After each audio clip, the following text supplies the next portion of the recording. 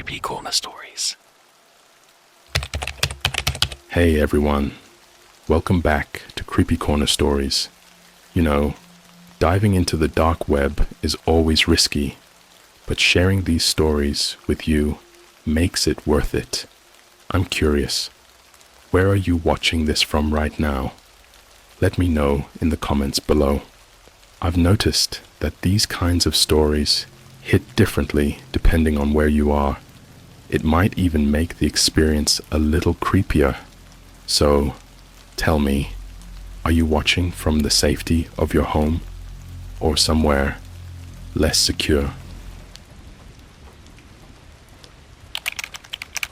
A dark web cult is live streaming rituals from inside the Amazon fulfillment center near me. I work there. Alright, I don't even know where to start with this, but if you're reading this, I just want you to understand something. This isn't a joke. This isn't a creepypasta I'm writing for karma, or because I want to scare people for fun. This is something that's still happening, right now. And I think the only reason I'm still alive is because I haven't said anything publicly. Until now. My name's Ray. I'm 24, and I work the graveyard shift at an Amazon fulfillment center about 40 minutes outside of Seattle. I won't say the exact location, because if they know I posted this, I'm done. Not just fired, I mean like dead. And I know how that sounds, trust me. I used to laugh at the people who said stuff like that. Not anymore. Let me set the scene for you. So I started working there back in late 2023. I was broke, dropped out of college, and needed a job fast. Amazon was hiring. $19 an hour, plus overtime and a night shift bonus. Seemed like a win. I didn't even ask questions when they offered me the position after one interview. They were too eager, honestly, but I was desperate. The place is huge, like aircraft hangar huge. The first time I stepped inside, I felt like I'd walked into the back rooms or something. The fluorescent lights were way too bright, and the air smelled like cardboard, hand sanitizer, and that weird plastic scent you get when a new TV is unboxed. Anyway, for the first few months, nothing really happened. I picked, packed, and scanned like a drone. Listened to Spotify through one AirPod, even though we weren't supposed to. The worst thing that ever happened was some guy throwing up in the break room after slamming 5 Red Bulls. But then, about a month ago, things started getting weird. It started with a pallet. It was unmarked, which was already against protocol.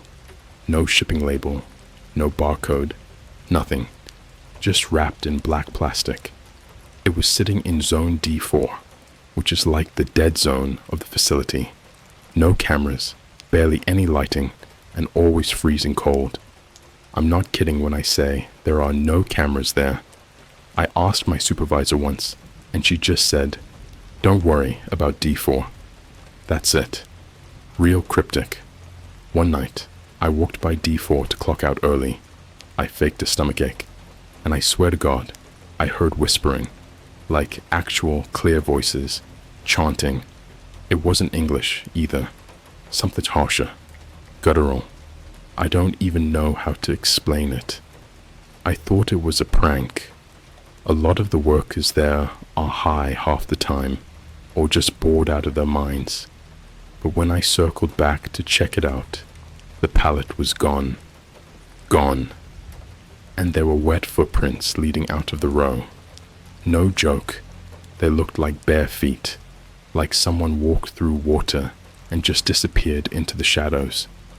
After that, I started noticing other weird stuff. My app, the one that tracks my scanner activity, would randomly glitch and say I was in D4 when I wasn't. Packages with no return address would show up in my queue. All black boxes, heavier than they should be, with weird strings of letters and numbers as the recipient name. No names. Just like V1X underscore 034 number X. Like they were being shipped to AI or something. One time, curiosity got the better of me, and I opened one. Inside was a VHS tape. No label. Just the words, "For the fire," written in Sharpie. Yeah, a VHS tape.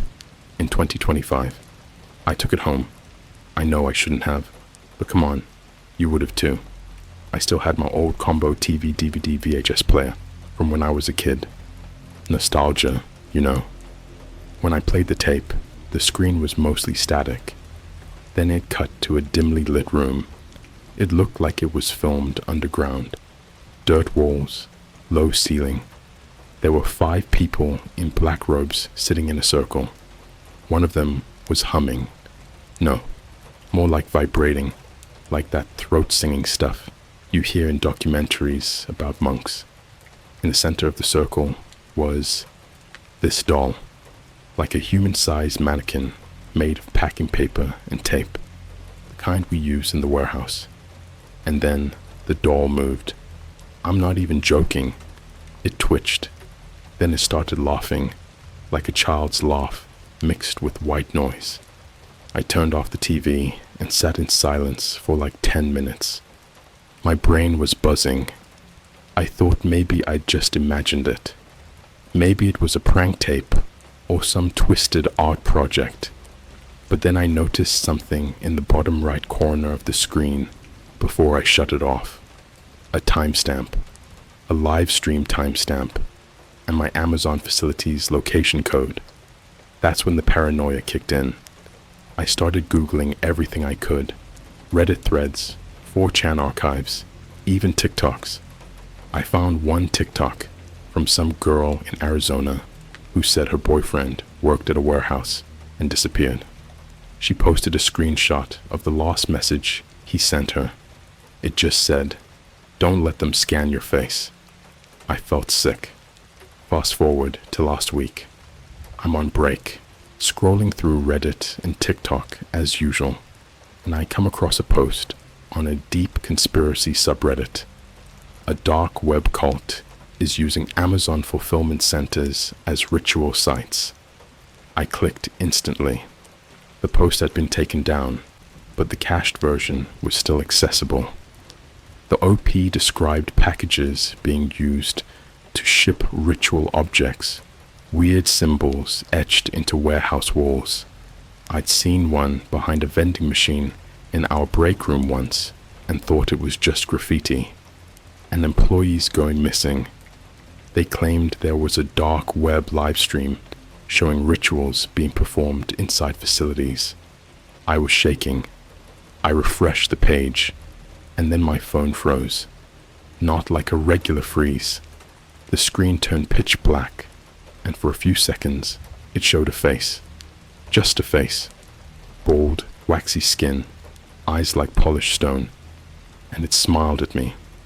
Then my phone restarted. No app crash, no error message, just like nothing ever happened. But the next day, when I went into work, I noticed something new in my locker. A single black envelope, no name on it. Inside was a piece of paper, handwritten in red ink. It said, "You watched. Now you work for the fire. Let me know if you want me to keep posting. I still have the VHS. I still work there. And I'm starting to think I was never supposed to see what I saw." That message sat in my locker for 3 whole shifts before I could even touch it again. I'm not even sure what scared me more, how it got there, or how silent everything felt around me since then. Like the building itself was listening. No security footage, no witnesses. I checked. No one saw who put it in there. But every time I glanced at someone's face in the break room or walked past the lockers, they looked down just a little too fast or avoid eye contact altogether, like they knew. The next night was when everything spiraled into hell. It was a Thursday, the type of shift that starts slow but spirals into chaos when management decides to dump 20,000 packages into your queue at 3 a.m. Around 2:45, I noticed something strange. My scanner wouldn't update. It kept saying, awaiting manual override. That's not normal. We don't override anything. Everything at Amazon is automated. Scanners, pick lists, time tracking, everything. I tapped the screen, hard. It blinked. Then I heard something through my AirPod. A whisper. Zone H7. Not a system notification, not Siri, not a voice I recognized. I froze. There is no Zone H7. I've worked there for almost a year. We only go up to Zone F. I thought maybe I misheard it. Maybe it said D7 or B7. I pulled up the warehouse map on my scanner. Nothing, but the voice repeated. Zone H7. Something about it made me feel like I'd swallowed a mouthful of cold metal. I should have gone to my manager. I should have walked out right there. But I didn't. I don't even know why. I guess curiosity has a price when it comes with overtime pay and an empty life. So I went. Now listen carefully. I swear on my life, this next part is real. You can believe me or not, but every second of this is burned into my brain, and I dream about it every single night. There was a hallway behind the loading dock I'd never noticed before. I always assumed it was electrical or something staff only, but the keypad next to it was unlocked. That never happens. I stepped in. The hallway wasn't lit by fluorescent lights like the rest of the warehouse. It was dim, flickering with a sickly orange glow like candlelight. The walls were no longer smooth concrete. They were black painted plywood, scratched and splintered, with words etched deep into them.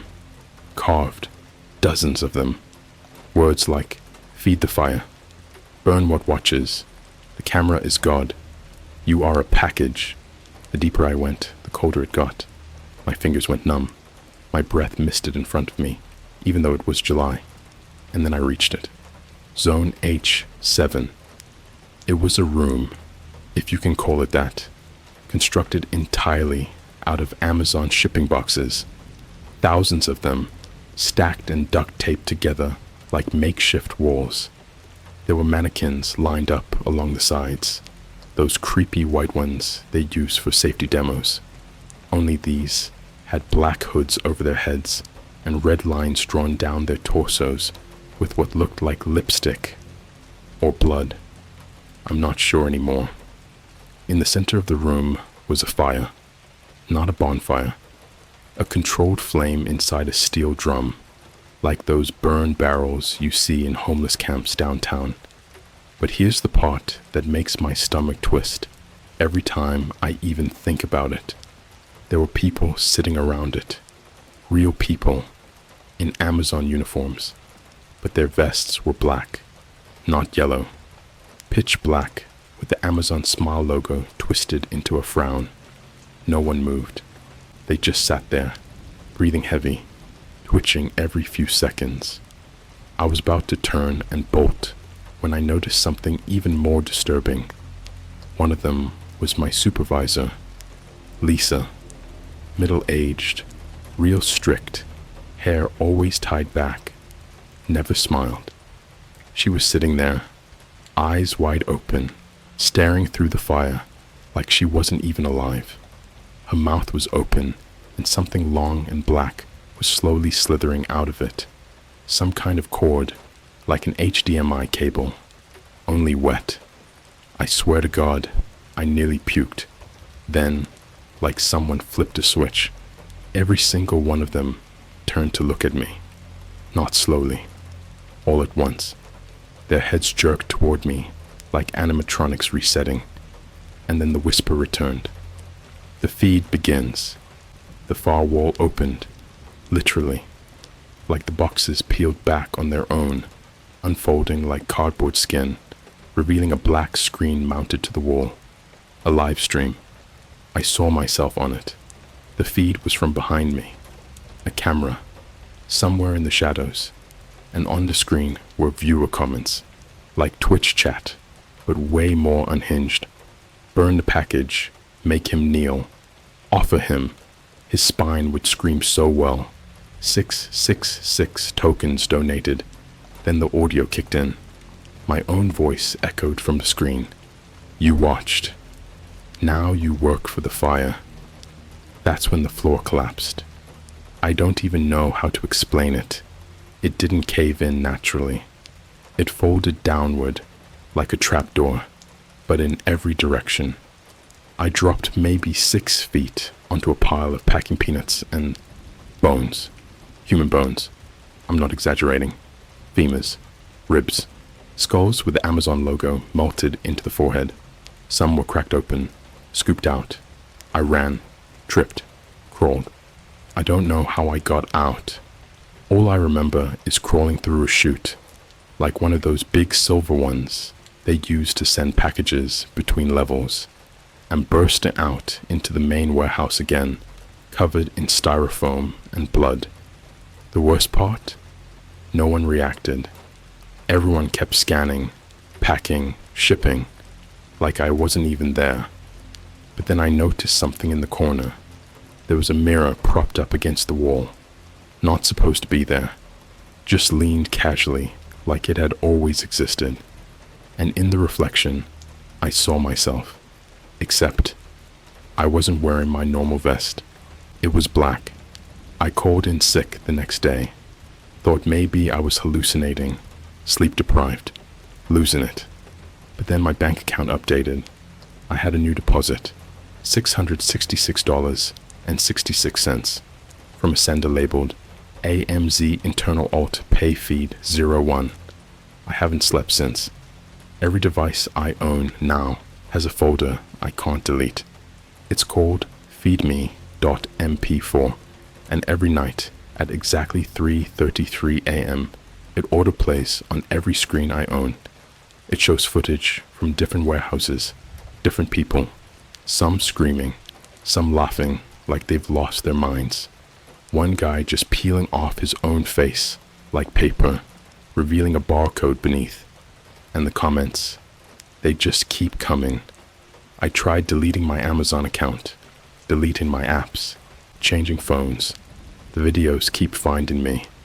I even changed Wi-Fi networks and wiped my router. It doesn't matter. They know I watched. They know I went to H7. And now, something follows me home. Sometimes I catch glimpses of it in the corner of my eye, just beyond the hallway mirror. A reflection of me, still in the black vest, smiling with a mouthful of barcode lines. Eyes burned out. If you're still reading this, do not go near your local Amazon warehouse at night. And whatever you do, don't watch the feed. I didn't quit. Not because I didn't want to, because I couldn't. The day after the live stream, after that hellhole room, the mannequins, the black vests, Lisa's mouth. After all of that, I didn't go back. I stayed in my apartment with every door locked, windows covered in aluminum foil, phone in airplane mode. Thought maybe if I just waited it out, they'd forget I saw what I saw. They didn't. On the third day, my apartment door buzzed. I didn't answer. It buzzed again. Then my phone turned on, by itself. No lock screen, no apps, just one notification. Package out for delivery. ETA 3:33 a.m. No address, no map. Just a looping dot gif of a smiling Amazon delivery driver peeling his face off like it was plastic wrap. That same barcode pattern underneath. Then the buzzer rang a third time. This time, it didn't stop. It just kept going, like someone had taped the button down. I peeked through the peephole. Nothing was there. But as I turned back into my apartment, the box was already inside. Brown, standard, Amazon Prime tape. But instead of my name, the shipping label just said, "To be unboxed." I didn't open it. I didn't have to. because the box started knocking from the inside. I grabbed a kitchen knife and backed into the bathroom. I locked myself in, heart pounding, holding the blade so tight my knuckles went white. And then the fire alarm went off, shrill, painful, but no smoke, just a flashing red light. My apartment building uses this old system where the alarm syncs with the emergency broadcast network. That night, it didn't play the usual, "This is only a test." Instead, the speaker said, "Feed status, online, package breach, imminent. Do not look at the eyes. The fire knows where you sleep. Thank you for being a valued part of the Amazon family." I blacked out. When I woke up, I was on the floor. It was morning, and the box was gone. But my closet door was open just a crack. Inside, a single Amazon vest, black, just like theirs, was hanging perfectly on the rack. My old yellow one, gone, replaced, like it had always been black. That's when the dream started. Every night since, I've had the same nightmare. I'm standing in a shipping warehouse that goes on forever. The floors are made of bones, stacked skeletons, all with prime stickers on their skulls. Each one has a barcode on their teeth. I walk for what feels like hours, and then I see the same fire barrel in the distance. There's a figure hunched over the flames, always the same. The reflection in the fire shows me, but with no eyes, just two blinking red scanners where my eyes should be. And the figure whispers in a voice that sounds like melted plastic and static combined. Dead packages don't get scanned. I always wake up gagging on the smell of melted plastic and charred meat. Last week, I went to the police. I told them everything about the boxes, the live stream, the ritual room, everything. They asked if I'd been using any substances, then asked if I wanted to be placed under voluntary psych hold for evaluation. I told them to check the warehouse, just go see for themselves. They said, and I quote, "That building doesn't exist anymore." I drove there myself. Gone. Where the fulfillment center used to be is just a big black tarp. No construction signs, no rubble, just flat land, like the earth had been ironed smooth. But the craziest part, there was still a delivery van parked near the edge of the dirt. Amazon logo, only it was burnt into the metal like it had been welded on with a blowtorch. No wheels, just sitting there, humming. And when I looked through the windshield, no one inside, just packages, hundreds of them, all black, no tape, no return addresses, just one symbol burned onto the top of each box, the fire.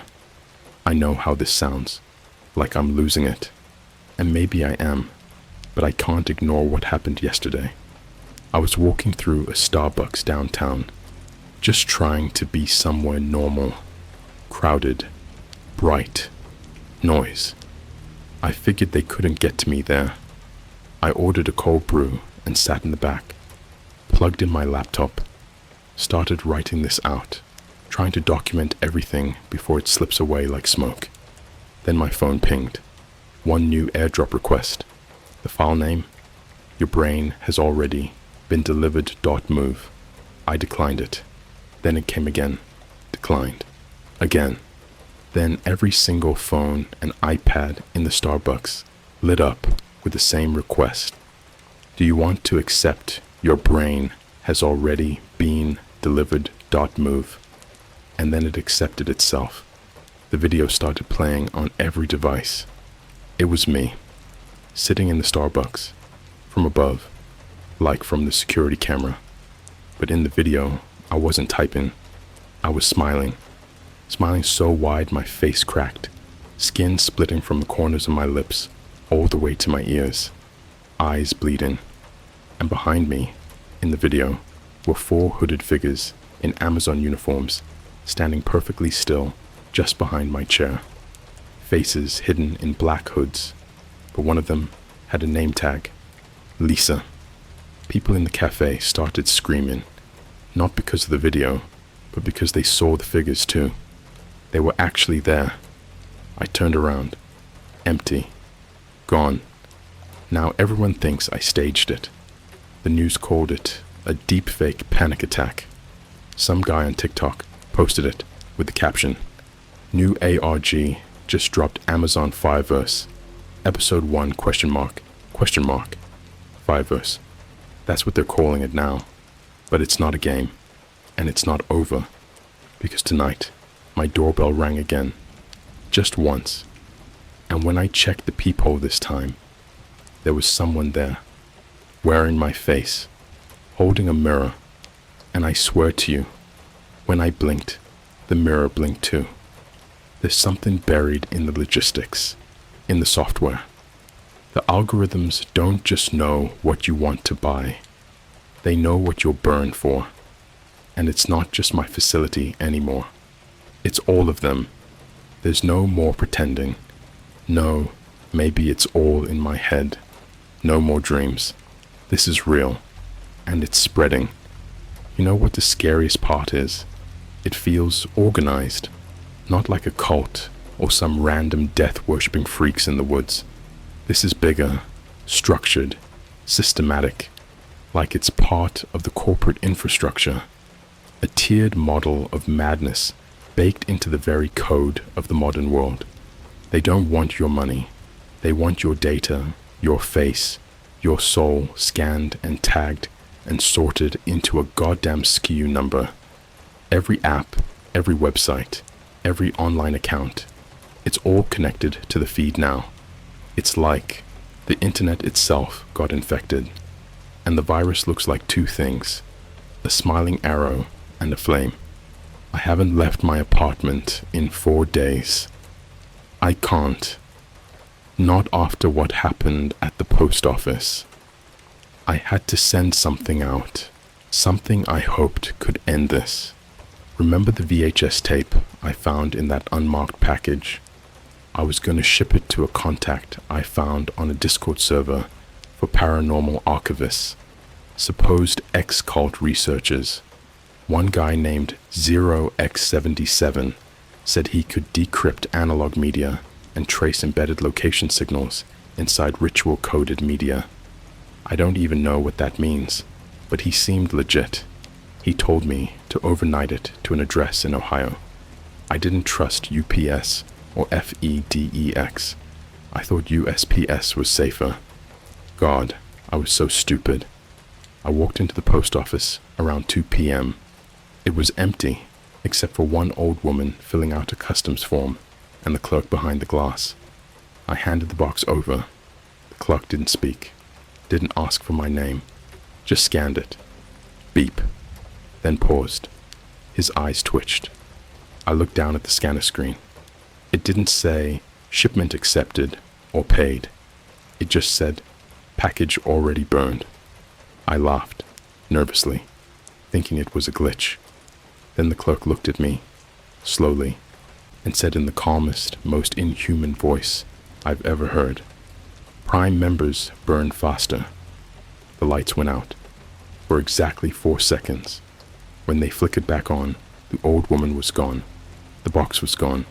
The clerk was just standing behind the glass, motionless, blood dripping from his nose, and every P.O. box slot behind him. They were all open, and inside each one was an eye.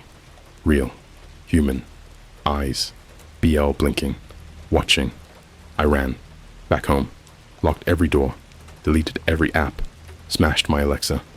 I even tried burning my phone, but when the fire started catching, the phone didn't melt. It screamed, like a pig. A long, high-pitched mechanical shriek that sounded like a factory fire alarm mixed with human agony. I crushed it with a hammer, kept going until it was nothing but sparks and powder. It still vibrates sometimes. No battery, no screen, just a lump of haunted metal that won't die. You think this story has limits? You think it's just inside the warehouse? Then explain this. Last night, I went on YouTube, incognito mode, VPN, brand new burner laptop. I typed in random stuff. Unboxing fail, Amazon warehouse secret footage, dark web packages caught on camera. I clicked on a video uploaded just an hour earlier. No views, just a black thumbnail with the title, full feed, _0, 0, 0, 4, universal, upload. It was security footage from a Disney World warehouse, one of the costume storage centers, I think. Mickey heads hanging from ceiling hooks, shelves filled with plastic princess wigs. In the middle of the room was a Disney employee. He was sobbing, kneeling in front of what looked like a shipment box, a kid-sized box. He opened it. Inside was a child, wrapped in bubble wrap, face blue, hands tied with Amazon Prime tape. The screen glitched, and then a cartoon goofy voice said, "Hi, yuck, that's one less return to process." I slammed the laptop shut. It burned my fingers. When I opened it again, the screen was black, but the camera light was on. You want to know what trauma is? Trauma is walking through Times Square at 1 a.m. and watching every single digital billboard freeze and display your Amazon order history, including ones you never placed. Human skull replica, delivered June 14th. Ceremonial knife, bronze, delivered June 16th. Face mirroring AI mask, delivered 6/17. You. People started taking pictures, pointing, laughing. The NYPD drone flew over and scanned my face. I got a push notification from the Amazon internal security app, one I never downloaded. Package 0010341 has breached containment. Tag, Raymond C. Local unit infested. Escalating to full feed. The police didn't arrest me. They saluted. I don't know what's human anymore. My own reflection doesn't match. It's always half a second behind. And sometimes it's smiling when I'm not. This morning, I found my bathroom mirror wet, like someone had breathed on it from the inside. There were fingerprints on the back of the glass, not mine. I shattered it with a crowbar. Behind it was a cavity in the wall, carved with symbols.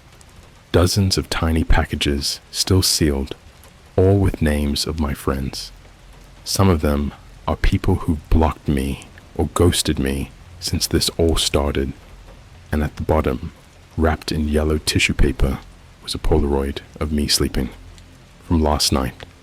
You ever notice how Amazon has its own cloud servers? AWS, Amazon Web Services, powers half the internet. Netflix, CIA, TikTok, Facebook. They own the information pipeline. They don't just ship packages, they ship identity. They ship soul fragments.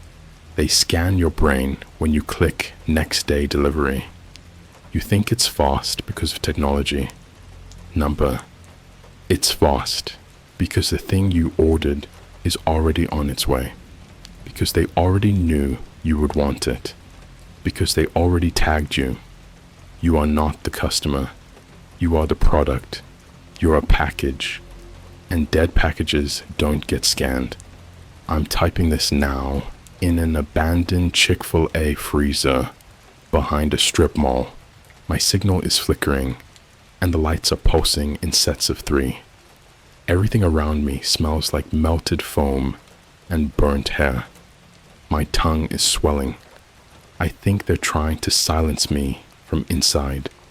There's a taste in my mouth, like lithium and old plastic.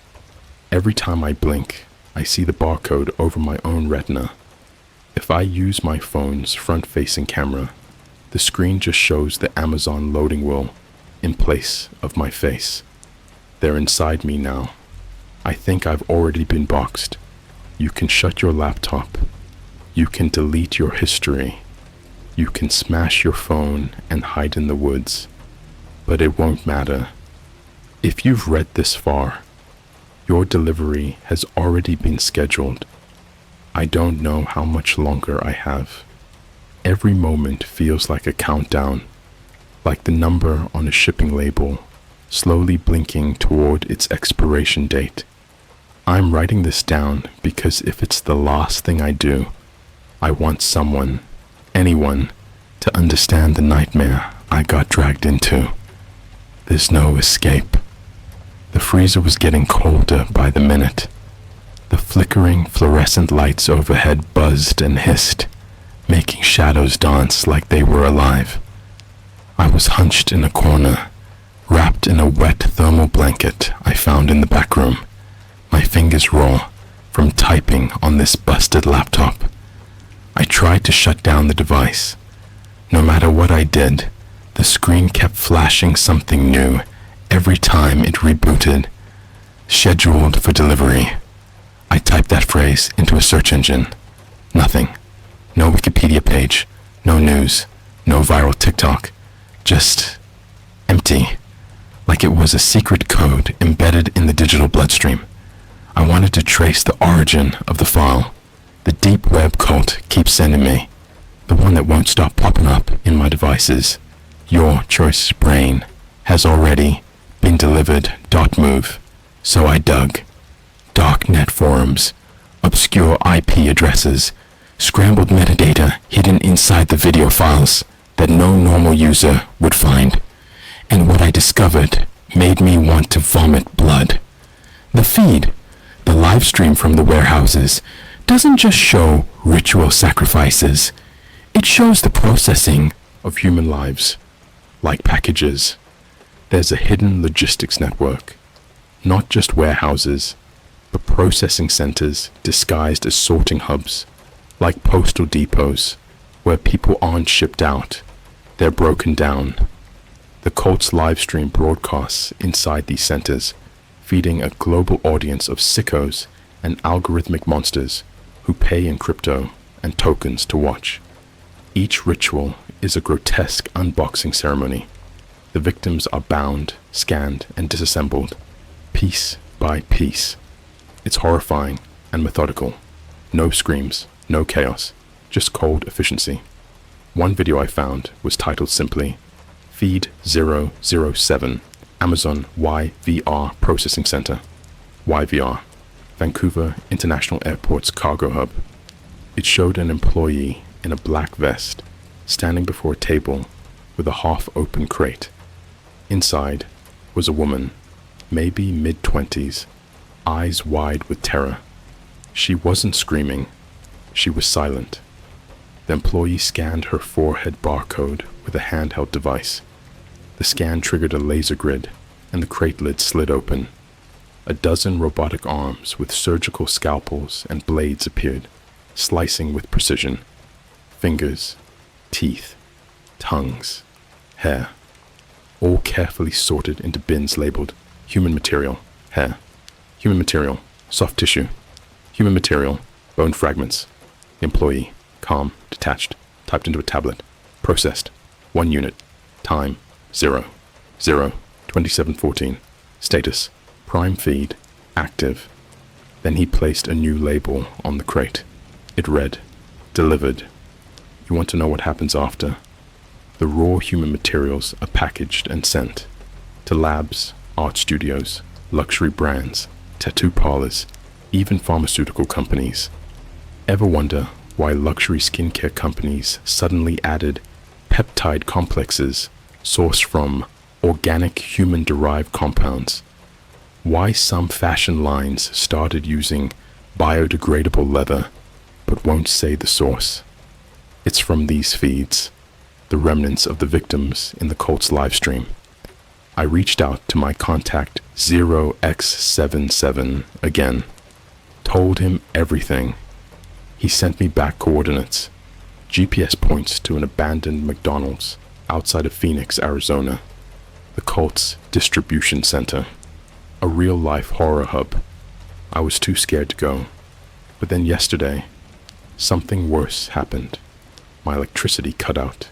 No warning, no storm, just black. And then my phone buzzed from a number I don't recognize. A text. You've been selected for final processing. Be ready. No returns. Attached was a video. Me, asleep. Not from a camera. From inside my skull. I was watching myself sleep. From a first-person perspective. Then my vision started to blur. My body convulsed, as if something was forcing me awake from the inside. I tried to scream, but only silence came out. The video cut to black, and a single message appeared. Your final package is out for delivery. I don't have long, because the cult, they're not just inside warehouses anymore. They're inside your homes, your devices, your minds. They're tracking your clicks, your purchases, your every movement. The algorithms don't just predict what you want, they decide who you become. Because at the end of the line, at the very bottom of the supply chain, is you. Just a package, ready to be unpacked. I hear them now, voices whispering through my speakers. They're calling me, telling me to come, to accept, to join the feed. I'm so cold. The fire inside me is dying. I don't want this to be the end, but it already is. If you see a box without a label, if you get a package that's heavier than it should be, or if your devices start playing videos you don't remember downloading, run. Run as fast and far as you can, because the fire is coming for all of us. And dead packages don't get scanned. This is my final message. The last unboxing. The last delivery. Goodbye. If you find this story, please don't reply. Please don't investigate. The algorithm is watching.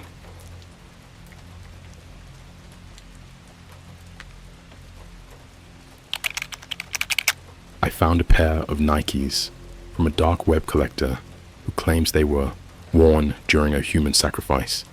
They don't leave footprints, they leave names. Yo. So, I never thought I'd actually post on here, especially not on r/NOSLEEP. But something happened about 3 months ago that I've been trying to forget. The more I ignore it, the weirder things get. I'm talking black screen static on my phone when I'm not recording anything. Unknown contacts sending me photos of myself while I'm out.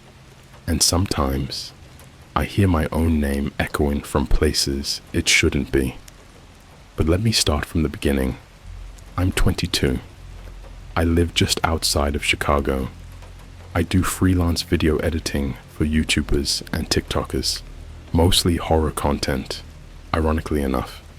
Yeah, the irony isn't lost on me anymore. So around April, I got this job editing clips for a guy who does dark web expose videos.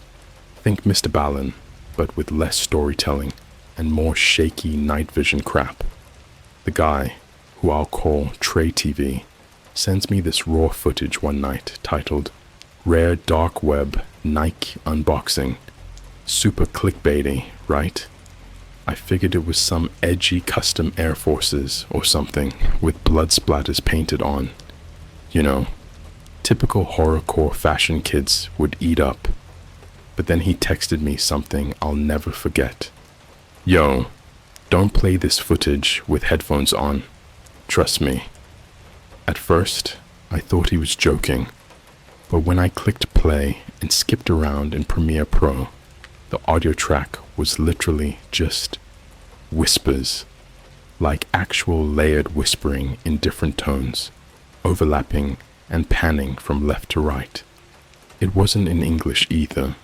It sounded like reversed Latin, and then there were parts where the sound just dropped entirely, like someone cut out all frequency above and below human hearing. Just silence. In the video, Trey's wearing gloves, which he never does, and opening this brown package that has no label on it, no address, no brand, no nothing. Inside it is a pair of white and red Nike Cortez sneakers, but something's off. They were spotless. I mean cleaner than clean. Like, these shoes looked brand new, but also ancient, if that makes any sense. The red was a faded, dried blood tone, and the white had this weird yellow tint to it, like they'd been through heat, but never worn. And then he says something that messed with me. The guy I got these from says they were worn during a ceremony. He wouldn't say what kind, just that they don't leave footprints. They leave names. I paused the video right there. I don't know if it was the way he said it, or how the shadows moved in the background while he did, like something was crawling on the ceiling, but I felt like something was watching me. My studio lights flickered once, and my Wi-Fi cut out. Whatever. Chicago power grid sucks. I uploaded the edit and called it a night. The next day, I woke up to a Venmo from Trey. $400 with a note. Keep this between us. But here's the messed up part. My Venmo name wasn't my username. It was my real, legal name. First, middle, last. I never gave him that. I texted him, "Dude, WTF, how did you get my full name?" No reply. 3 days later, the video goes viral.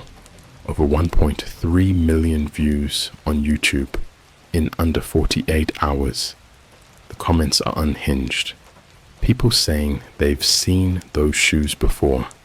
Some say in old crime scene footage. Some say they saw a similar pair at a shrine in the Philippines. Others claim their cousin wore a pair like that before they disappeared in 2011. One dude even linked an archived tweet from 2012 where someone posted a blurry photo of those exact shoes sitting outside a burnt-down church in New Orleans with the caption, "They walked away from the fire." Things got weirder from there. That night, I was in the Starbucks near my apartment, editing a new vlog, when I noticed this guy sitting across from me, just staring. Late 30s, glasses, black hoodie, some weird tribal tattoo peeking from his sleeve. His coffee had a sticky note on it that said, "No name." I thought maybe he was just a weirdo until I got up to throw something away and noticed something on the ground under his table. A shoe print, but not like a dirt print or anything. This thing was made of ink, dark red, like someone had stepped in a puddle of permanent marker. And here's the thing, the tread was identical to the sole of those Nikes from the video, and inside the print was a name. Mine, spelled backwards.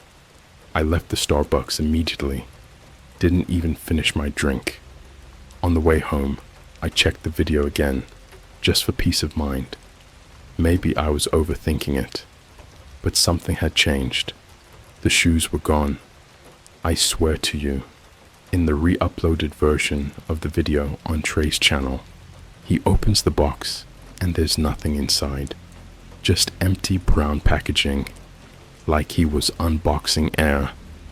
And get this, every comment mentioning the shoes had been deleted. You could see people replying to nothing, like the original comments had been erased by someone. That night, I couldn't sleep. I kept hearing scratching near my window, even though I live on the 3rd floor.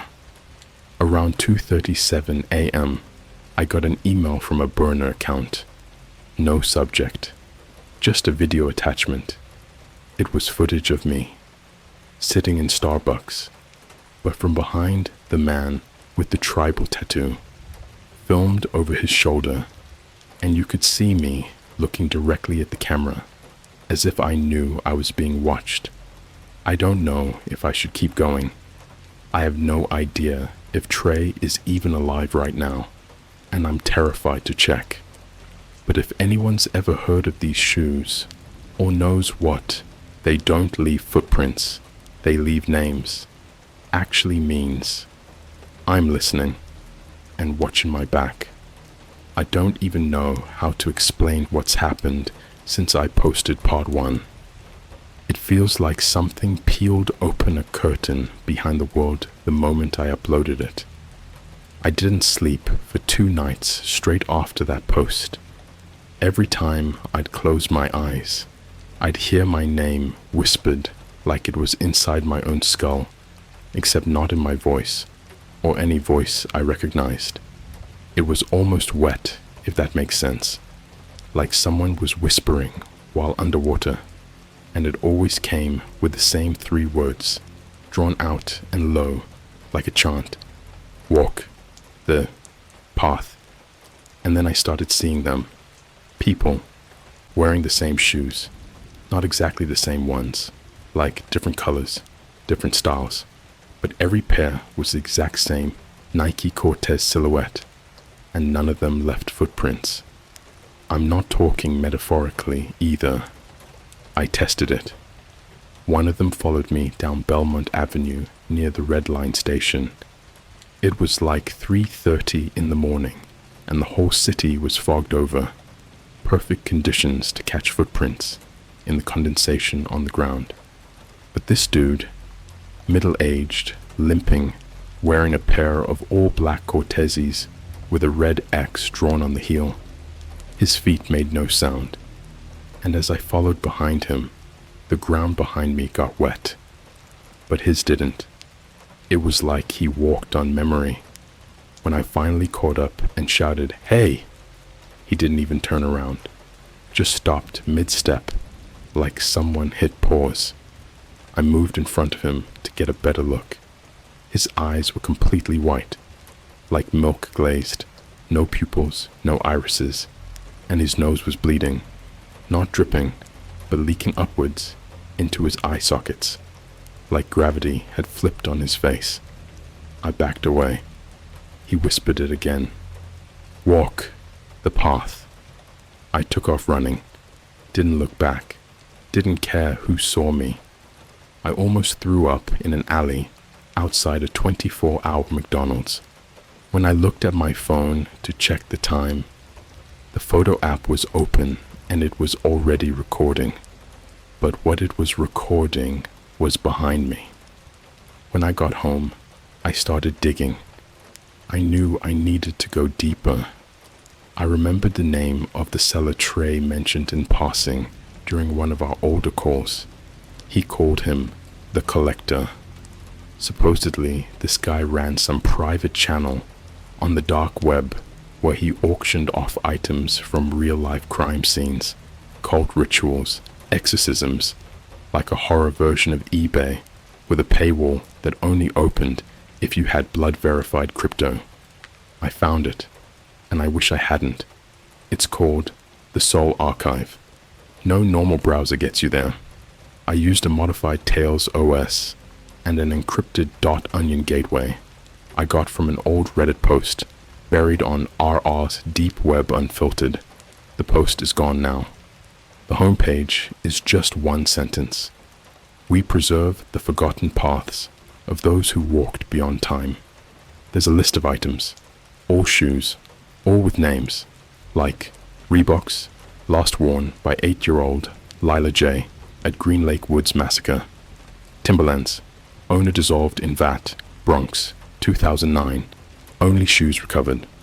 Nike Cortez, white, red, ceremony, pair number 43, name, burn, threshold 3. That last one, that was them. The listing was archived, sold to private collector, signal verified. I clicked on the listing ID and it opened a .txt manifest. No price, just a warning in blood red font. Do not store in residence. Do not wear near mirrors. Do not exceed 3 names. I couldn't sleep. Again, I was spiraling. I posted part 1 just to vent, just to get someone to validate that I wasn't going insane. But within hours of posting, things got worse. People started dying. Not famous people. Not big headlines. I'm talking small, unconnected deaths. Unremarkable ones, except for one detail. They all died barefoot. Over 20 people across different cities, Phoenix, Cleveland, Manila, Rotterdam, found dead in their homes, in malls, in churches. No signs of forced entry, no obvious injuries, just missing shoes. Every article mentioned the same phrase from law enforcement. No footprints were found at the scene. I got a text the morning after the 5th article. No number, just a message. You're next. Walk or die. That night, my front door opened on its own. I live alone. I have 2 locks. Both were undone. And on the doorstep was a shoebox. Not like Nike packaging. Plain, faded cardboard. Like it had been dug out of the ground. On the lid was a Polaroid taped with surgical tape. A photo of me. In my bed. Sleeping. The angle. It was from inside my room. I didn't open the box right away. I stood there for hours. At some point, I passed out on the floor. When I woke up, it was 4:09 a.m. and the box was gone. But I could smell the shoes. Leather, sweat, and iron. Like they'd been dipped in blood and hung out to dry. 2 days passed. I barely ate, barely moved. I kept checking Trey's YouTube. His channel was still up, but all the videos were just black screens now. The comments were still flooding in, people claiming the video cursed their phones, or that they could hear screaming in the background. One guy uploaded a slowed down version, and you could literally hear a child's voice begging to be let out. I tried messaging Trey again. No response. Until finally, he called. His voice was not his voice. It was like someone trying to remember how to sound human. All he said was, "You don't choose the shoes. They choose you. And once they know your name, they don't walk alone anymore." And then there was a sound in the background. Something like a knife being dragged across a chalkboard. And then silence. I haven't heard from him since. 2 nights ago, it got worse. I woke up to find my feet covered in dirt. I hadn't left the apartment. I checked the security cam I had set up in my hallway. At 3:33 a.m., the footage glitched, full screen static, and when it cut back in, I was gone from bed, standing in the middle of the room, wearing them, the Nikes, except I never opened that box, never saw them again after that first night. But in the footage, I'm standing there, arms limp, head tilted forward like a puppet, and those shoes are on my feet, and around me were names written in black marker on the floor. My friends, my exes, my parents. Each name was crossed out, except for mine, still fresh, still wet. And beneath mine, 3 empty lines. I'm losing time. Hours go missing. I find dirt in my sheets. I hear shoes squeaking in the hallway, even when I'm alone. The weirdest part, every time I open Instagram, I get random suggested reels with Nike ads, but the models have no faces, and the voiceovers whisper the same phrase. They walked for you. Now it's your turn. I don't know how many names I have left. I don't know who the shoes will take next. But one thing I know for sure. They don't leave footprints. They leave graves. 3 days. That's how long I blacked out this time. Not metaphorically. I literally vanished from my own life. No food in the fridge touched. No lights turned on. No texts sent. My phone had a full battery and 3 hours of video footage that I didn't take. Security cam, corrupted. Every file says, unrecognized body type. When I woke up, I was in a parking garage beneath an abandoned outlet mall somewhere in Indiana. No wallet, no shoes. My feet were raw and bleeding, like I'd walked through a graveyard made of barbed wire. There were bloody shoe prints all around me, but not mine. They were smaller, lighter, child-sized, and in the air, that same smell. Leather, sweat, iron. Except this time, there was something else. A rot I can't explain. Like burnt hair soaked in milk. The kind of smell that gets in your mouth and clings to your lungs. I couldn't stop coughing. I crawled out of that garage like an animal, hands slipping on the oily concrete. There was a pair of Nikes sitting on the hood of a rusted Toyota Camry. Not just any Nikes, the same ones. White and red. Same faded bloodstain on the toe. Same frayed laces. But this time, the laces were wet. I didn't touch them. I couldn't. I ran. I didn't even call an Uber. Just wandered barefoot down the freeway until a sheriff's cruiser picked me up like some cracked out lunatic. I told him I got jumped. He didn't believe me, because when I got in the back seat, I left no footprints. He looked at the floor mat and said it out loud. How the hell are your feet that dirty? But you didn't track anything into my car. I didn't answer, because I didn't know. When I got home, I checked my phone. Those 3 hours of footage, it was me, walking, in pitch black, somewhere rural, abandoned barns, cornfields. At one point, I passed a gas station. I recognized the sign, Sunoco in Moni, Illinois, but it looked like it had been shut down since the 90s. My body moved stiff, like something was pulling me forward by the spine. I wasn't looking at the camera. I wasn't looking anywhere.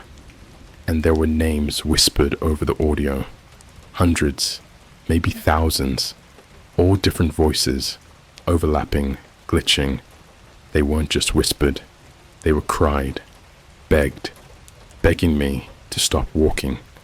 At 2:44:31, the camera flipped, and for a split second, it caught my reflection in a broken window. I wasn't wearing my own skin. It looked like me, but older. Skin like wax, eyes like burned marbles. And the shoes? They weren't just on my feet. They were stitched into them, like the soles had fused to my tendons. And the worst part, the tongues of the shoes were stitched shut, tied with human hair. I got obsessed. I stopped sleeping. I started tracking the other people from the comment section of Trey's video. I used their usernames, found their TikToks, their Instas, anything I could. Most were dead accounts now, frozen, archived, deleted. But a few were still active, like at No Trace Rachel. She'd left a comment that said, "My brother wore a pair like that before the crash. His feet were untouched. His shoes were missing." I DM'd her. She responded in less than a minute. Her first message, "You're being followed, aren't you?" Then she sent me a video. It was her room, completely dark. You could hear wet footsteps circling her bed. No body, no figure, just the sound of someone walking in a perfect square around her. And every few steps, you'd hear her name whispered. Rachel, Rachel, Rachel. But the final whisper wasn't her name. It was mine. I called her. No answer. The next day, I got a Google News alert. Woman found dead in Tampa home. Feet missing. Not the shoes. Her feet. Cleanly cut off at the ankles, like they'd never been there. I went back to the dark web archive. The Soul archive. Dug deeper. There was a new listing. Added 2 days ago. Cortez pair. Number 43. Active. Carrier marked. Path unfolding. There was a map embedded into the listing. A pulsating red dot. It was moving. Tracking something. When I hovered over it, a line of code appeared. /user/trace/ open bracket REDACTED close bracket. I downloaded the hex data, converted it to text. It was my name.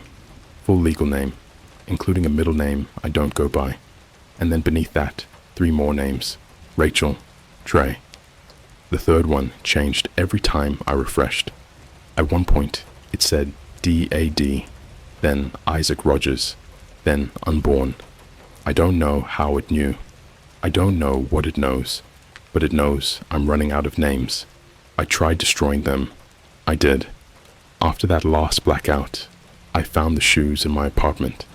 Not in a box, not delivered, just sitting by the window, muddy and steaming, like they'd just been taken off after a long walk through hell. I grabbed a crowbar, hammered them, tore them apart, set them on fire in the bathtub with a gallon of acetone. They screamed. Not metaphorically, they screamed. I swear to God, the souls split open and howled like a dying animal.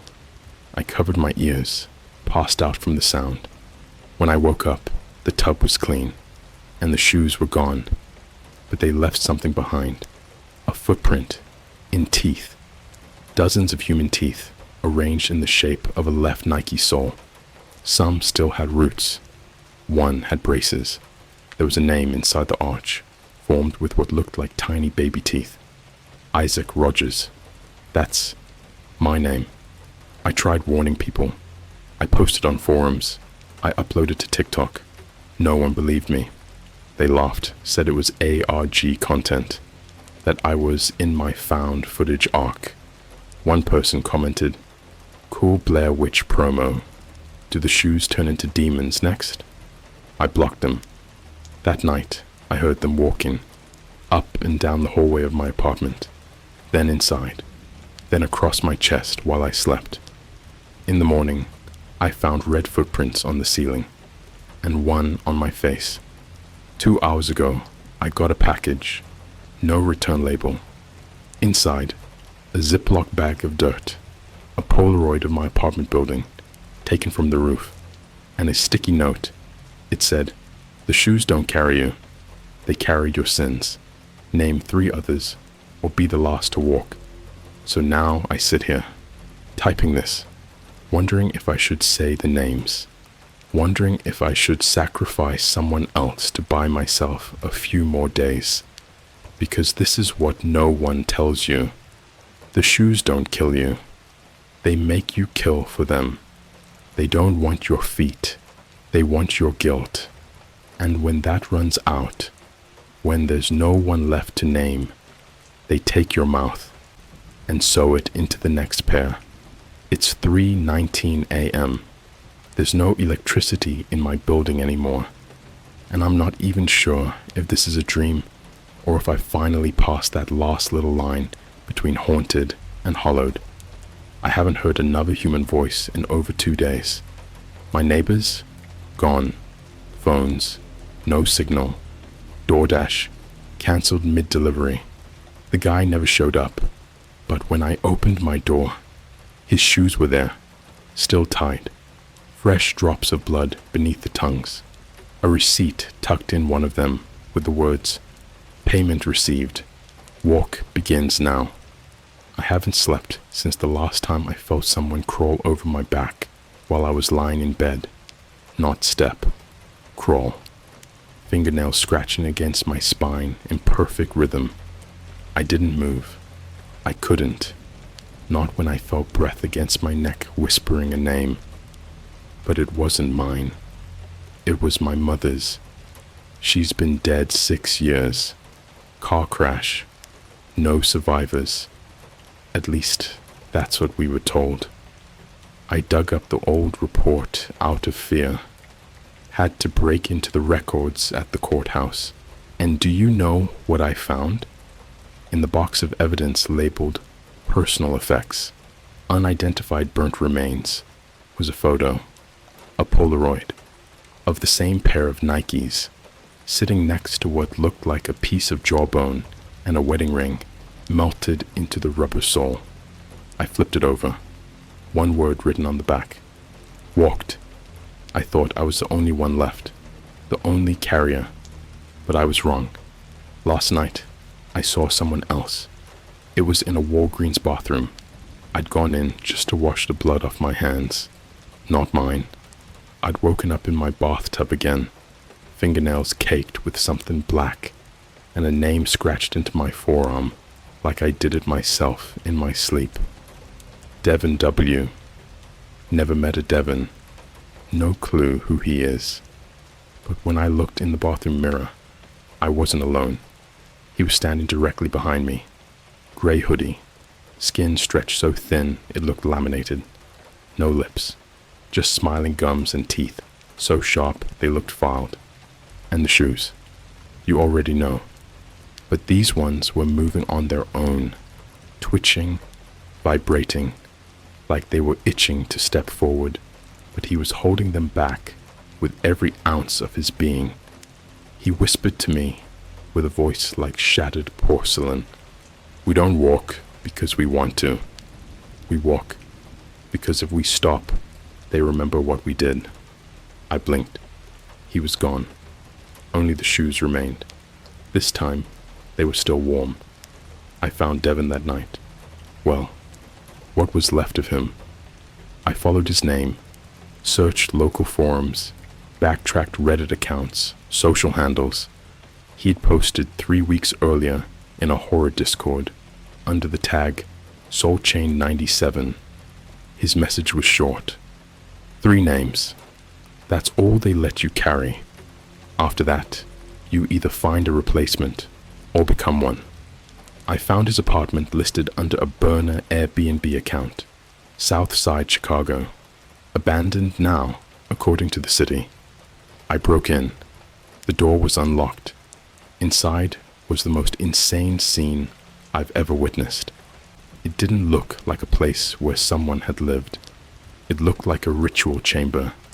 The entire floor was covered in shoe prints made of salt and blood. Thousands, all going in circles, as if someone had walked the same path for weeks, maybe months, without stopping.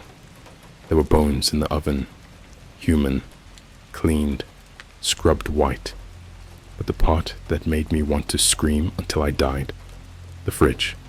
Inside wasn't food, it was feet, human feet, wrapped in plastic, labeled like leftovers. Male, female, even children's sizes, each labeled with a name and number, some with notes. Too loud. Didn't walk long enough. Still twitches. I turned around, trying not to vomit, and saw the wall above the fridge had a massive phrase carved into it with what looked like fingernails. The shoes eat what we forget. I don't remember getting home, but when I woke up this morning, there was a fresh footprint on my ceiling, and it wasn't mine, because that one had 6 toes. I've started seeing signs now, everywhere. Random phrases scratched into Starbucks tables, elevator doors, McDonald's bathroom stalls, even inside the rim of a Red Bull can I drank last night. They walked the earth before we named the stars. 3 names or 3 miles. Your choice. Tread carefully. There are faces in the laces. Last night I pulled one of the laces out of the left shoe after it mysteriously reappeared in my closet again. And I swear to you, I pulled teeth out with it. Baby teeth. Dozens of them, threaded into the cord like beads. Every time I touched one, I heard a different cry. Here's what no one tells you. This isn't just a curse. It's a system. The collector, he's not human. He's not even a he. I've come to believe he's the shoes themselves. A hive, a wool, a hunger shaped in leather and rubber. He doesn't sell them. He spreads them, like spores, like cancer. I found footage, deep, encrypted archives, hidden in a backup drive Trey once mailed me before he vanished.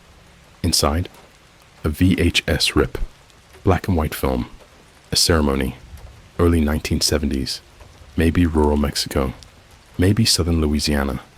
Couldn't tell. A group of people gathered around a pit, dozens of shoes, all burning, and one man tied to a pole, sobbing, whispering names through broken teeth. And then someone throws him the Nikes, white and red, unburned, untouched. The second they hit the ground, everyone in the video screams, not in fear, in memory. as if they suddenly remembered what they did. The man's name, Isaac. I watch myself in the mirror tonight, not to check for bruises or blood or broken bones, but because I don't think I'm me anymore. Something is inside me, growing behind my eyes. Every time I blink, I see my name fading out and new ones fading in. Names I don't know, names I didn't earn. One of them, yours. The night I write this, I don't know if I'm still me. I'm writing by the light of a dying phone battery, listening to the scratches outside my apartment that sound like someone dragging a blade across concrete. I tried to run. I tried to leave Chicago, but no taxi would pick me up. No rideshare. My credit cards all declined. My bank calls asked me about suspicious activity, but every transaction I didn't make. The government emails me about unpaid fines for trespassing on abandoned properties, places I've never been, but I know the truth. They're marking me. A few hours ago, I woke up from a nightmare soaked in sweat. In it, I was running through a forest so dense the moonlight couldn't touch the ground. I was barefoot, but I wasn't bleeding.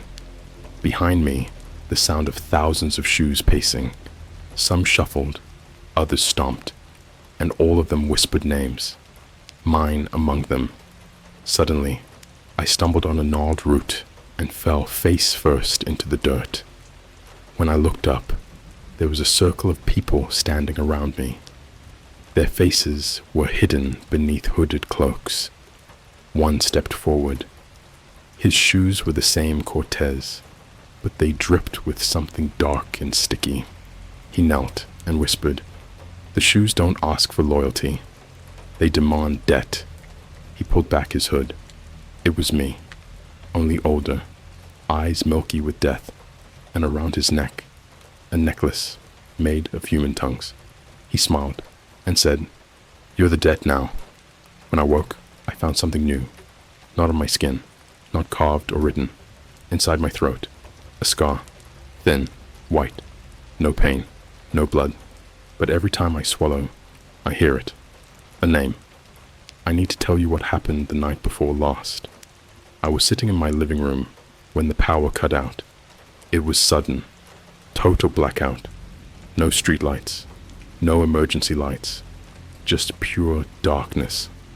I reached for my phone, dead.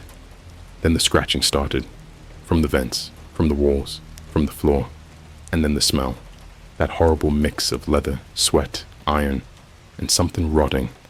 I sat frozen. Then I felt it, something brushing against my feet, cold, wet, slowly moving up my legs. When I looked down, my feet were covered in wet dirt and blood, but the blood wasn't mine. There were fingertip bruises, tiny marks like someone was gripping my ankles from below. I tried to scream, but my mouth wouldn't open. I passed out, woke up strapped to a chair in a room lit by candles. The walls were covered in photos, Polaroids of people I knew, friends, family, strangers, all with names crossed out, except one, mine. There was a pair of Nikes sitting on a pedestal, white and red, the laces tied into a noose. I knew I was supposed to wear them. The door creaked open. In walked the collector. His eyes weren't human. They were deep pits of black. His mouth stretched too wide, teeth sharpened like knives. He held out a knife and whispered, "Walk the path or join the souls." I was forced to stand. I slipped on the shoes. They fit perfectly, like they were made for me. And then he pressed the blade against my neck. He said, "Walk, and each step erases a name. But be careful. Every name erased means a part of you is lost. And when the last name is gone, there is no one left to walk for you." I don't remember much after that, only the sound of my footsteps echoing in a void. But when I came to, the shoes were gone. My wrists were cut, deep, with the same pattern as the shoe tread burned into my skin. Now, I'm here, counting, trying to remember the names, trying to hold on to the pieces of myself before they disappear, because the shoes are coming back, and with them, the last step. I want to warn you, if you ever find a pair of shoes that don't leave footprints, don't put them on, because once you do, you don't walk alone. They walk with you. They live in you. And when you stop, they take you. I don't know who I was before this. I don't know if I'll survive what comes next. But I know this. I am not the last name. If you're reading this, check your shoes, check the soles, check the laces, because maybe, just maybe, your name's already written there.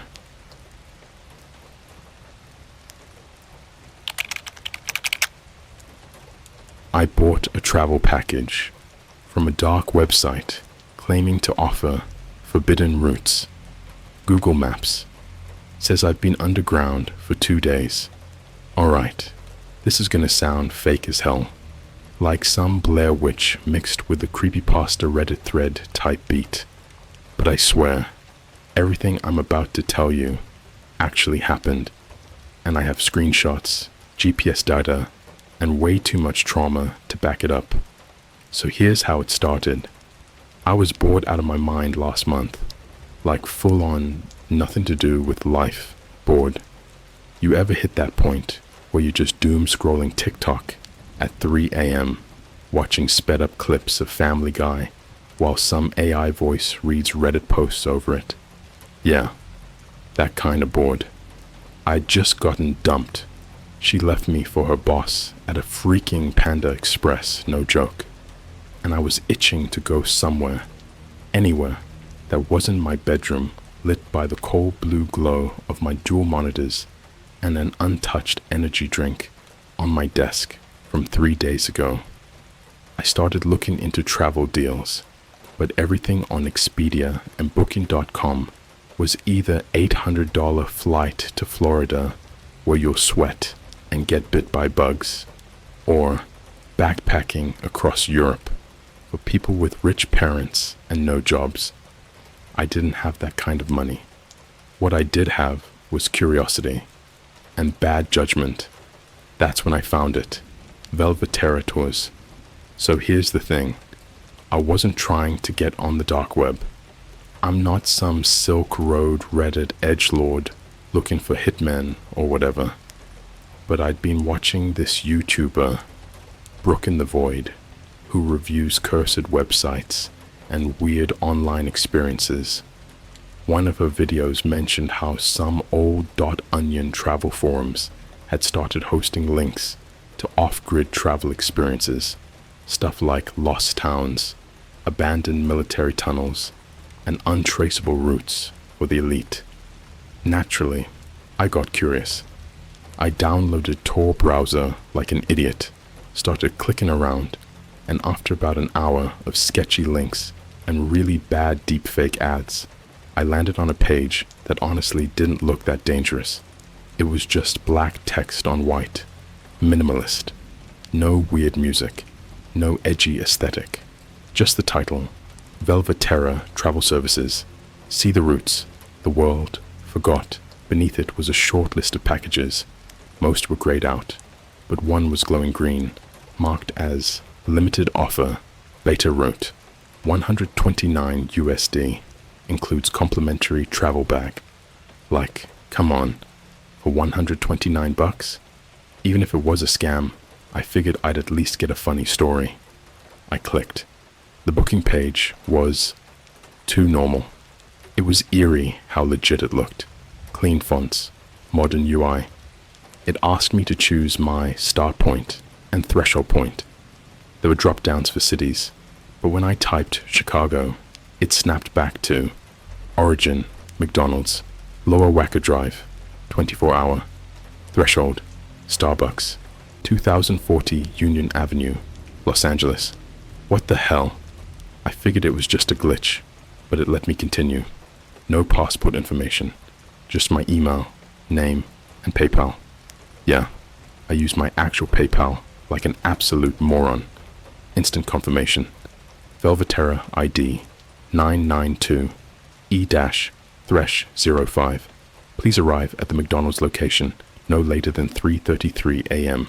Bring no luggage. Travel bag will be provided.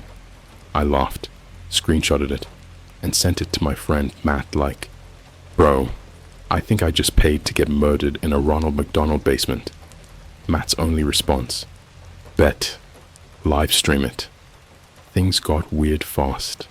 I didn't even tell my parents I was leaving. I live in an apartment in Chicago, so I just packed a portable charger, wore a hoodie, and took an Uber to Lower Wacker. If you've never been to that McDonald's, don't.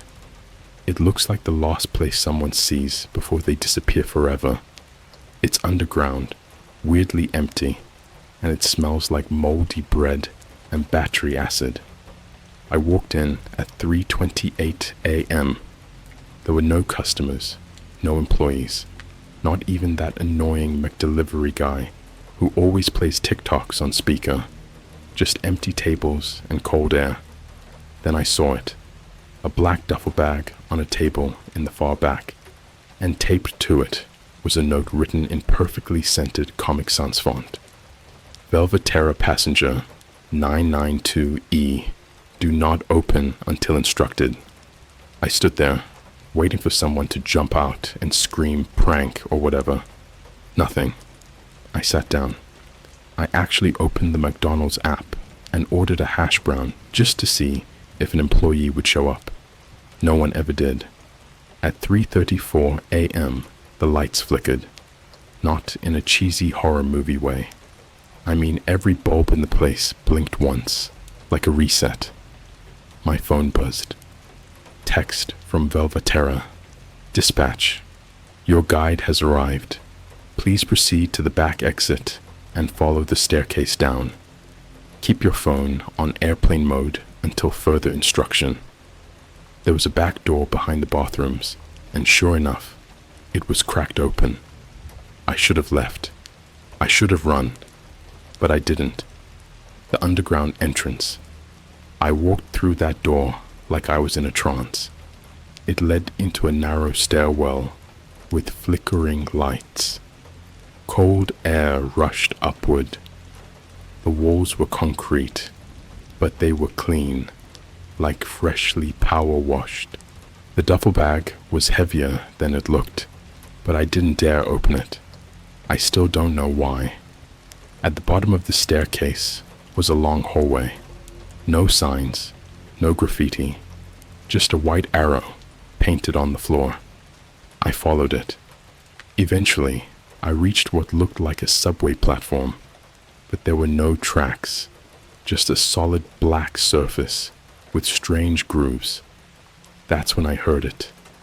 A distant mechanical humming, like an engine idling in the dark, and something metallic scraping against the walls like claws on tile.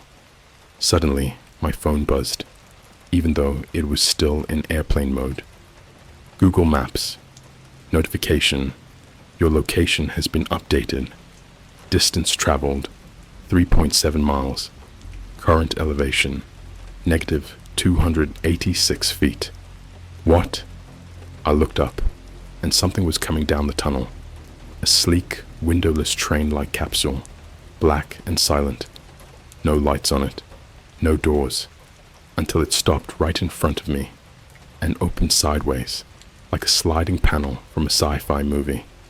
The inside was dimly lit with soft red LEDs. The air smelled like warm plastic and something faintly metallic. I stepped inside. The door shut behind me. And then the capsule dropped. I'm not exaggerating. It didn't roll forward. It dropped straight down like a theme park ride. I screamed. The red lights flickered. My ears popped like crazy. And then darkness. 2 days later, I woke up somehow. No idea how much time had passed.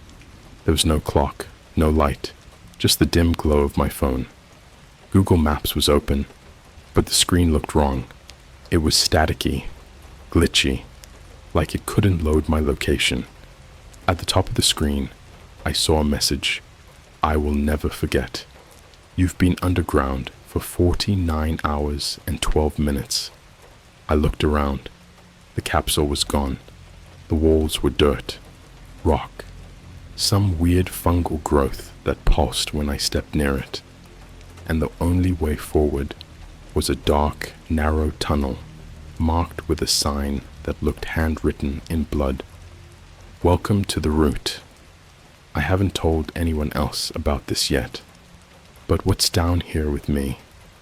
It's not human, and Velvetera isn't a travel agency. It's a trap.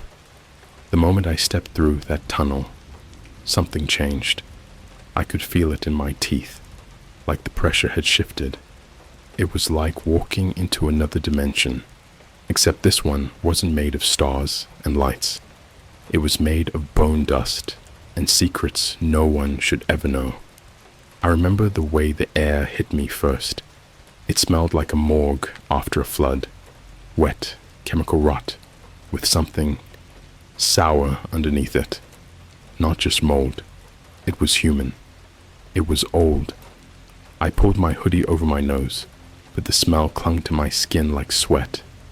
The tunnel wasn't natural. The walls were carved, scalped, by some kind of machine, but the grooves weren't clean. They were jagged, ripped apart, like something had chewed through the rock. Occasionally, I saw things embedded in the dirt.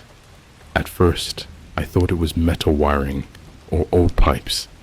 Then I saw a finger. It was still wearing a ring. I froze. My flashlight hit the tip of it just right, and I saw the glint of silver, crusted with filth. The flesh was mummified, dried like jerky, but it was definitely a human finger, wedged between two jagged pieces of shell. I kept walking. Every time my foot hit the ground, I could hear the sound echo for too long, like the tunnel didn't just go forward, but down and down and down. Every now and then, I swore I heard another footstep behind me, but when I turned, there was nothing, just the way too clean duffel bag on my back and the absolute wrongness of wherever I was. My phone had no signal, no Wi-Fi, but Google Maps was still open. It was glitching badly now, red lines running across the screen, the little blue dot shaking in place like it was panicking. Underground, 302 feet, travel mode, experimental, route 992E, forbidden, unlisted. There was also a new tab. It just said, companion detected, sharing location.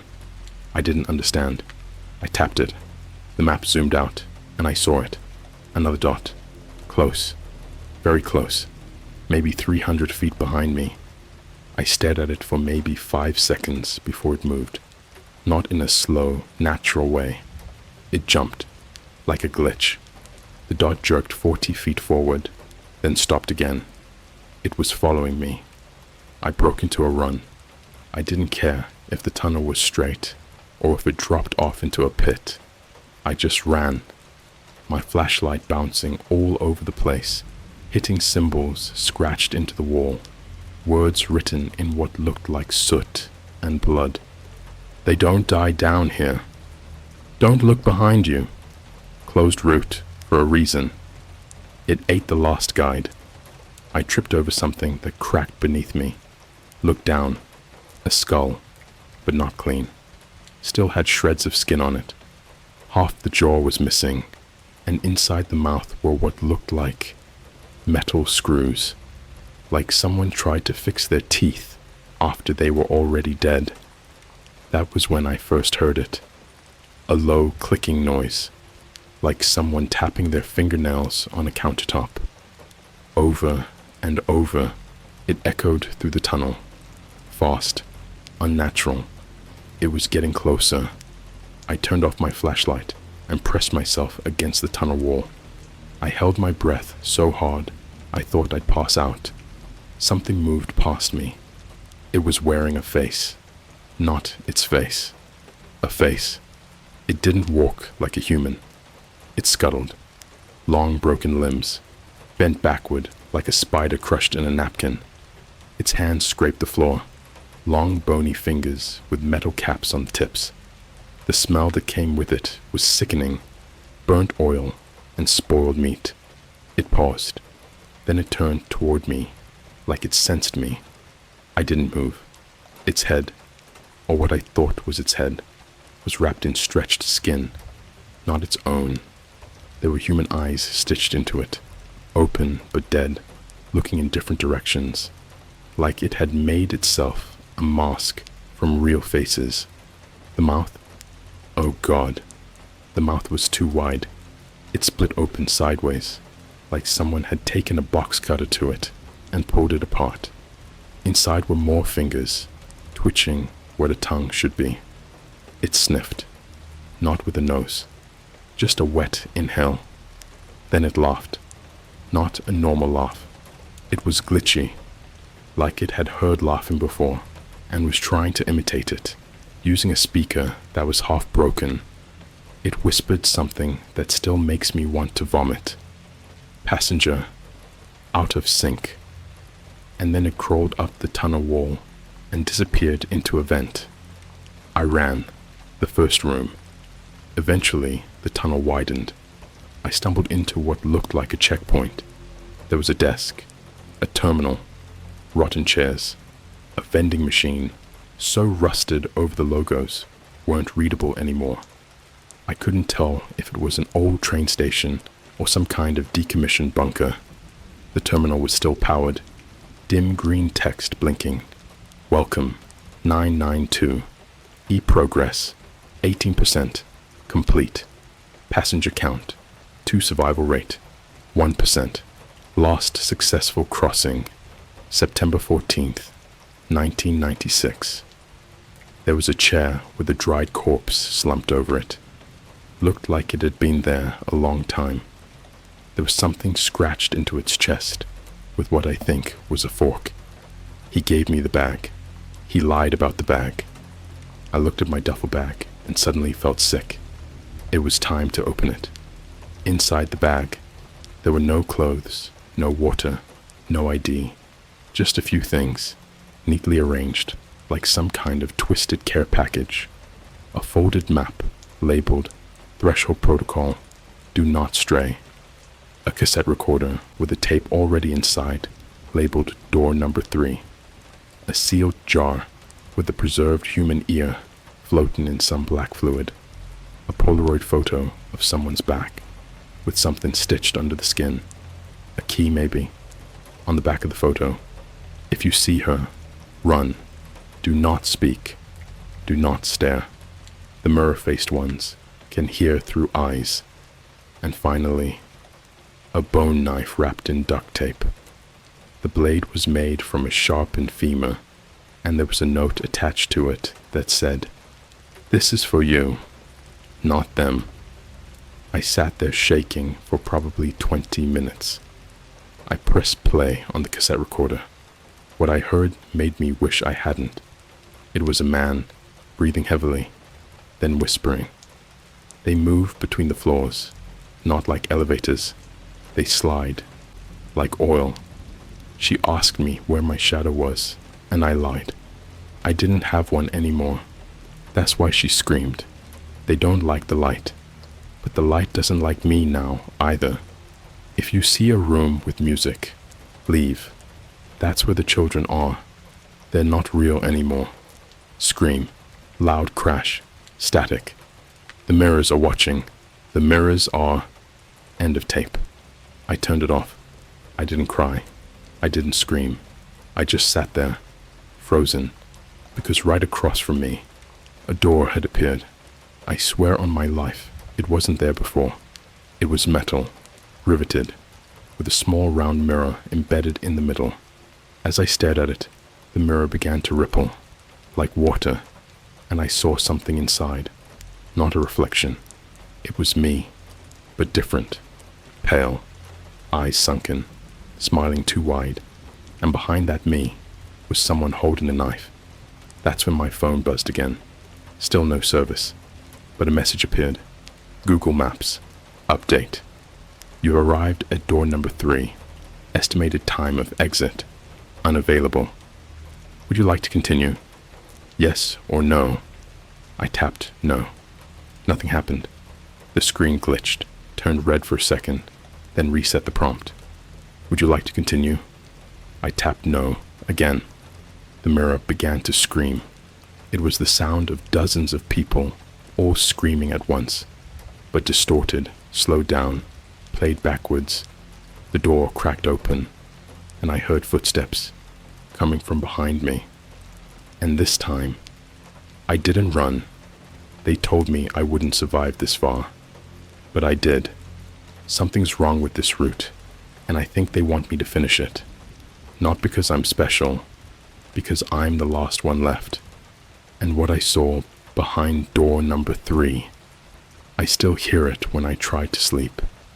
If sleep even exists down here.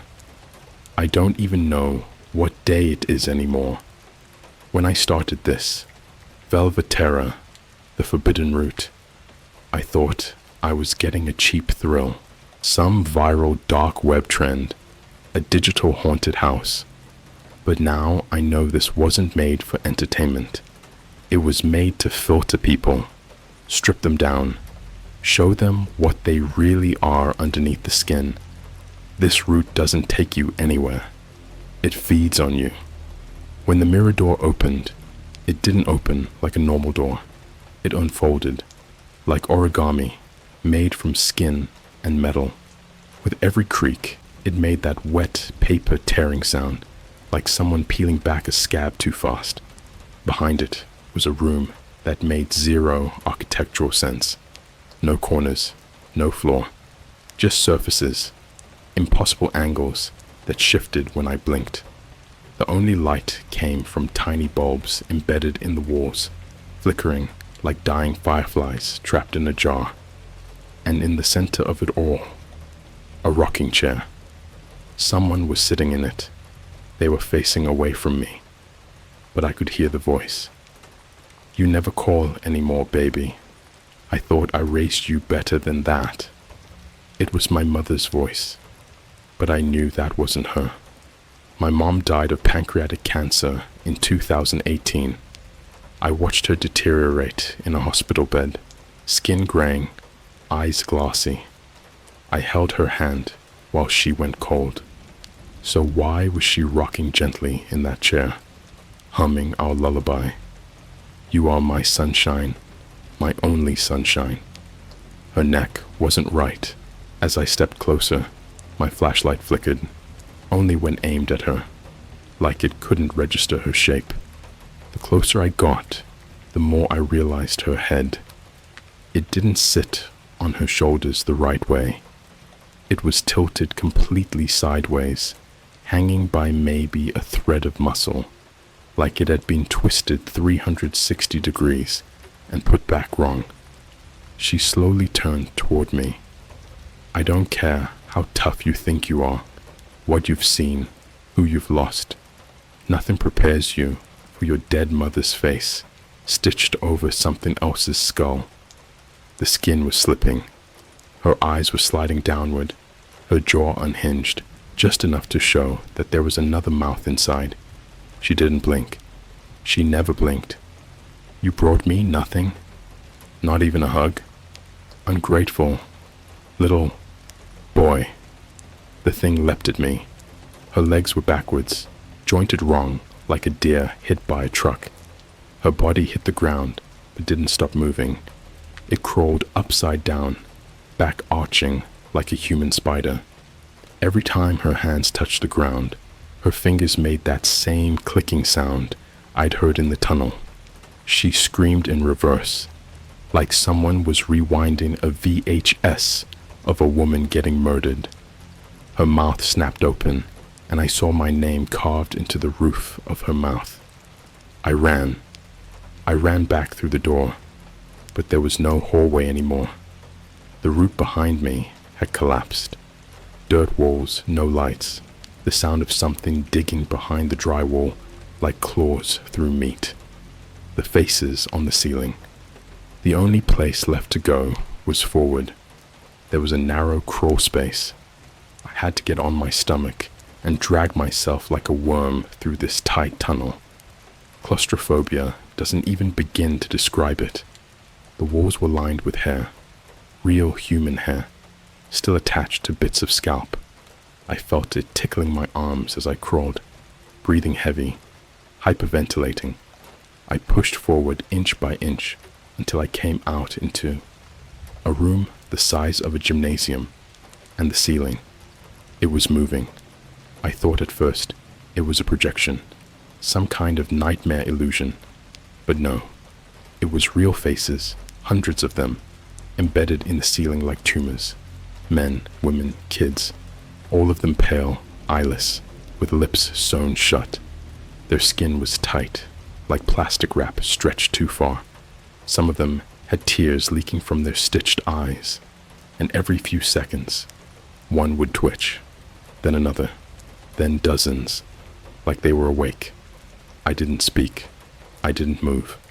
My breathing was too loud. My heartbeat was like a drum in an empty cathedral. Then I heard a voice, not in my head, above me. It wasn't English. It was a language that sounded wet, like someone gargling raw meat while trying to pray. The faces twitched in unison, and one of them burst open, splitting down the middle, like rotten fruit. A long arm dropped down from it, too long, elbowless. The hand had no nails, just bone nubs at the fingertips. It groped at the air, reaching blindly. I crawled around it, quiet, so quiet. But I stepped on a ribcage, half buried in the floor. The hand snapped in my direction, and then the entire ceiling began to scream. The stampede. I ran into the next corridor without looking back. The tunnel sloped downward at an impossible angle, like I was descending into a mine dug by maniacs. The walls vibrated with every second. Something was coming, and it wasn't subtle. I turned a corner and found tracks, old rusted rails, and on them a minecart. There was no time. I climbed in, grabbed the lever, and shoved it down. The cart launched forward. I flew down the track, wind slicing at my face, every bolt in the cart rattling like it was about to fall apart. Behind me, I heard the stampede. Dozens of legs pounding the tunnel floor, slapping meat, scraping claws. They weren't running like people. They were running like dogs, on all fours. I caught a glimpse behind me. At least 10 of them, naked, bald. Their skin was stretched too tight, like it was borrowed. Their mouths weren't mouths, just vertical slits full of teeth, like someone sliced open a throat and let it rot into a grin. Their eyes, gone, but they were still watching me. They moved like they'd done this before, like this was their feeding route. The cart hit a turn too hard, and I flew off the track, slammed into the wall. Everything went black. Waking up in the hospital room. That wasn't. When I woke up, I thought I was safe. I was lying in a hospital bed, white walls, IV in my arm, the smell of disinfectant. A nurse walked in. Her eyes were missing, completely gone, just smooth skin where they should have been, but she was still smiling. "He's awake," she said softly. Another voice from the hallway. "Good. He made it past the mirror room. The surgeon will want to keep him." I ripped the IV out of my arm and ran for the door, but the hallway wasn't a hallway. It was a meat tunnel. The lights were just holes cut into the flesh, pulsing. I ran anyway. I found the others. There were others. I don't know how many. Maybe 6, maybe 10. All of them were in different rooms, different simulations. One guy was stuck in a loop of his childhood bedroom, but every time he opened the door, it reset. Over and over. I saw his hands, no fingerprints left, just worn skin. A girl had her legs replaced with glass tubes, filled with wasps that were alive but couldn't escape. She couldn't stop twitching. She looked at me and said, "Don't believe the next door. It'll show you what you want most." I asked her what she saw. She just said, "My dog," but it was wearing my dad's face. Google Maps update. I checked my phone again. You have traveled 94.3 miles. Current elevation, -739 feet. Route progress, 71%. Passenger detected, 1. Wait. 1. What happened to the other dot? That meant I was alone again. The others weren't passengers. They were leftovers. The final door before the descent. There's one more door here. It's breathing. I mean that literally.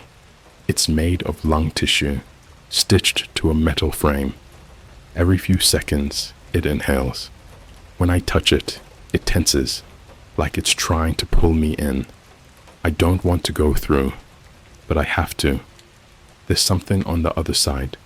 I can hear it whispering my name, but not in a threatening way. Almost sweetly, like a lullaby made of razors. There's no going back now.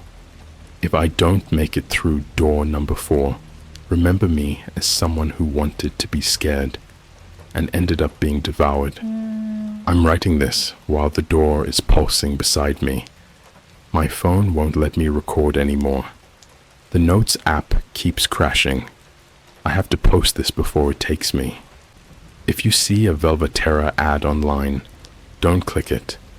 If your GPS ever says you're underground and you didn't go there, smash your phone. If your mom calls you and she's been dead for years, run. I think Velvetera isn't a place. It's a system, like a filtration plant. It grabs people who won't be missed, people like me, and shoves us through a pipeline of personalized horrors until what's left is something usable. I used to think this was a haunted tunnel, a cursed route. Now I know better. It's a harvesting chamber for something inhuman. And now I'm in the deepest part of it. The bottom floors, the lung door, opened by itself. It didn't open like a door. It just split. Tissue peeled back from the center, wet and pink, revealing a corridor made entirely of veins. They pulsed when I stepped through, like they could feel me. Every wall felt alive. There was no light source, yet everything glowed faintly red, like I was walking through a stomach during an autopsy. But it wasn't the room that shook me to my core. It was the music. Somewhere far ahead, someone was playing a music box, a slow, broken melody, a few notes, then a skip, like the tune had been chewed on by something with too many teeth. La la la, turn the skin, peel the mind, stitch the scream. Every word made the walls twitch. I reached the clinic. It wasn't a hospital. It was a butcher's showroom, dressed up like a medical wing. Blood dripped from IVs, scalpels arranged like cutlery, operating tables with restraints made of human arms, still twitching now and then. I stepped inside, and instantly, I was no longer wearing my clothes. Gone. My hoodie, my shoes, even the bag. Stripped. Now I was in a gown. One of those backless paper-thin ones you wear for surgeries. And there was something written on the front, smeared in faded ink. Specimen 14. High nerve recall. Keep awake. I turned and saw myself reflected in a black, greasy mirror across the room. Only my eyes weren't blinking in the reflection. They were watching me. There were others on the tables. Some of them were already open. I mean that literally. Flayed. Their chests peeled back like pages. Their hearts were exposed and still beating. One guy was wide awake, mouth sewn shut, screaming through his throat. They had cut his vocal cords and jammed a recorder speaker into his windpipe that just played looped pain. Another woman was twitching violently. Every time she moved, parts of her flickered, like she wasn't entirely real anymore. She looked at me and mouthed something. Help. Me. Backwards. I didn't understand at first. Then I looked in the mirror again. She was standing behind me, except she had no face, just smooth, wrinkled flesh. Her mouth was on her neck, sewn shut. She raised a finger and pointed to a door behind the tables, one I hadn't seen before. It was made of cracked white ceramic, a hospital door, classic style, but around the handle were bite marks, not human. The surgeon arrived, the lights shut off, not dimmed, gone. Then came the footsteps, not fast, not slow, perfectly rhythmic, like a machine that had memorized how humans walked but didn't understand why. I hid. I slid under one of the tables, clutching my stomach to keep from vomiting at the stench of open guts and burnt enamel. And then I saw his shoes, polished black dress shoes, no socks, ankles pale, veiny, covered in tattoos of surgical diagrams. He walked past me, humming that music box tune, dragging something heavy in a cart that squealed with every rotation. I couldn't see his face, not then, but I saw his hands. They weren't hands anymore. They were scalpels, real ones, surgically grafted where fingers used to be, 13 on each hand, bent like claws, dripping antiseptic, and I swear on my life, they twitched when he breathed. I was chosen. He stopped at the table I was under, bent down, and smiled. He had no lips, just long strands of stitched-together nerve endings, pulled into a grin that quivered when he exhaled. His voice was low, crackling like something recorded through a cassette, buried in a coffin. High recall response. Still conscious. Beautiful.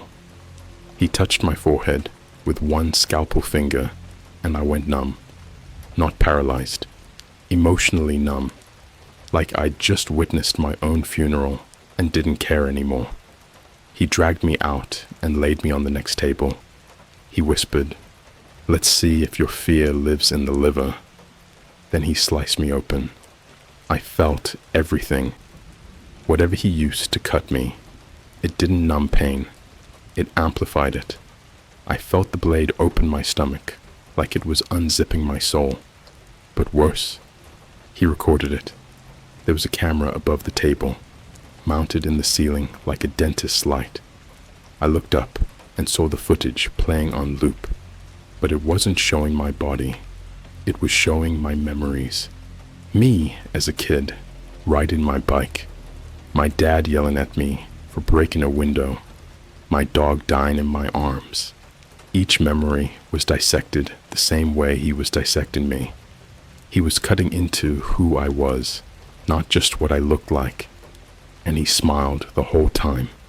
He took my appendix out, sniffed it, and whispered, "Unripe." The escape. At some point, the table above me malfunctioned. The face from earlier, the flickering woman, screamed, and the glass shattered. The lights exploded. I don't know how I moved, but I did. My guts were half out, dragging like cables. I grabbed the scalpel hand he dropped and stabbed him in the throat. He didn't bleed. He laughed, like a baby gurgling. Then he whispered something I'll never forget. There are hundreds of me. I crawled. I didn't walk. I didn't run. I crawled across the tiles like a wounded animal, and I found it. The hatch. A round, rusted iron door with a keypad next to it. Letters instead of numbers. Just 5 characters. And scrawled in dried blood on the wall beside it. Name your god. I typed something without thinking. Mom. It denied. Death. Denied. I looked at my reflection in a blood-smeared shard of glass.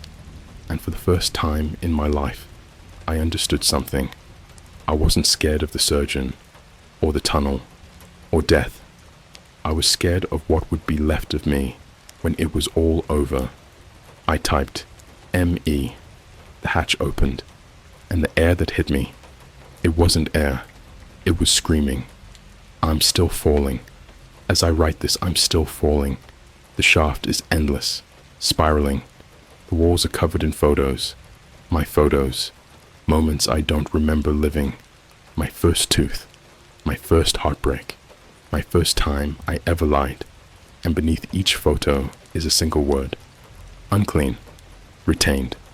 Viable. Inconclusive. I think this place is cataloging us, filtering us like biological data for something bigger, something that feeds on what we are, not who. And now, I think I'm in its throat. I landed somewhere, eventually, not on the ground, on a tongue. If you've read this far, you shouldn't have. If Velvetera is real to you now, it means the system saw you too. And it's probably already moving. There's one more part to this story, but I need to make sure I don't scream when it ends, because if I do, I'll wake something up. I'm inside the beast. It's alive, and it's been waiting for me. The tongue moves, slow, wet, crushing everything beneath it. This isn't a metaphor. I'm inside a living mouth. The walls pulse with thick muscle, coated with mucus so slick I can barely grip the floor. Every breath it takes floods the chamber with heat and stench, rotten flesh, dead blood, the unmistakable odor of decay that even hospitals can't mask. I thought I was alone down here. I was wrong. The mouth speaks. It's not a mouth like any human has. This thing talks, not with words, with vibrations. The walls hum at a frequency so low, I feel it in my bones. And through that, I hear voices, thousands of them, layered like a chorus of screams and whispers. The tongue shifted. A huge crevice opened where the throat should be, and I saw it. Rows of teeth. Not just any teeth, human teeth. Some sharp as razors, others chipped and stained, crowded so tightly they looked like a mosaic made from nightmare fragments. Between the teeth, I saw shapes, bodies pressed against the sides, eyes wide, mouths open in silent screams. They weren't swallowed. They were trapped. The feeding room. I was pulled forward by the contractions of the tongue. Ahead was a chamber, a grotesque cafeteria, but everything was organic. Tables made from rib bones, chairs crafted from pelvic bones, serving trays fashioned from skull caps, and at the center sat a massive creature, not human, not animal, something ancient and wrong. It was the surgeon, but not the same one. This one was bigger, covered in scars, stitched together with human sinew and rusty wire.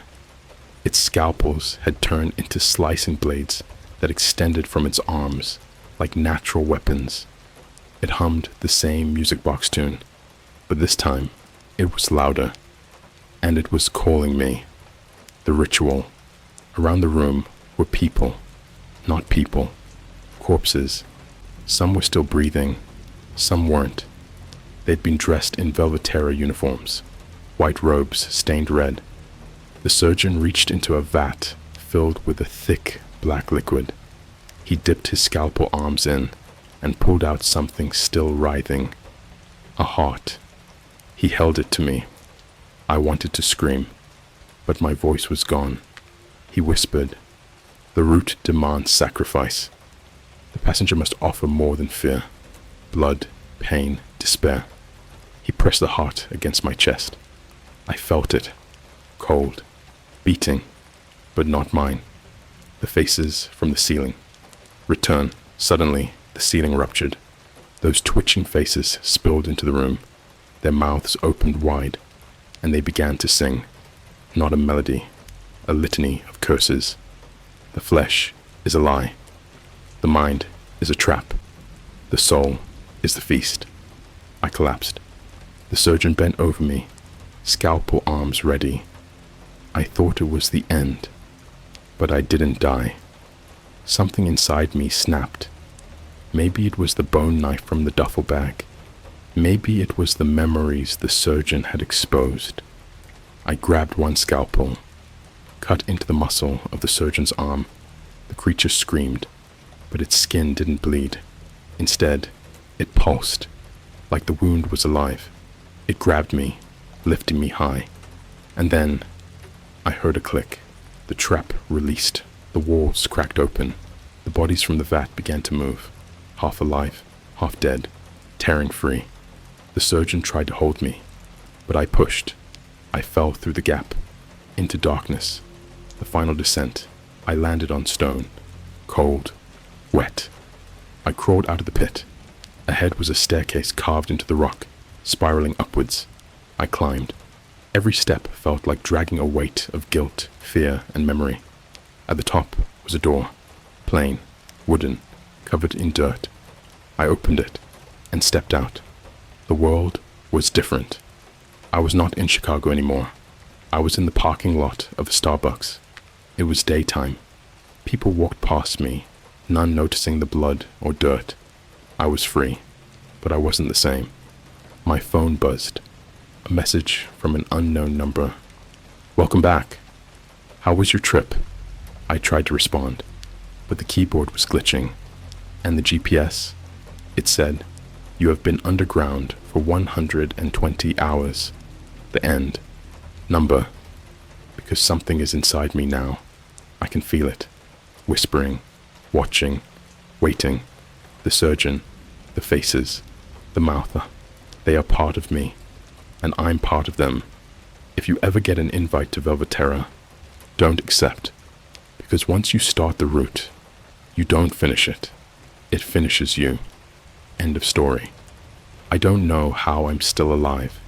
I don't know if I ever will be again. But now, every time I walk into a McDonald's, a Starbucks, or any random place on Earth, I feel the route watching, waiting for the next passenger. There is no forbidden route, only the ones we are forced to take. Good luck.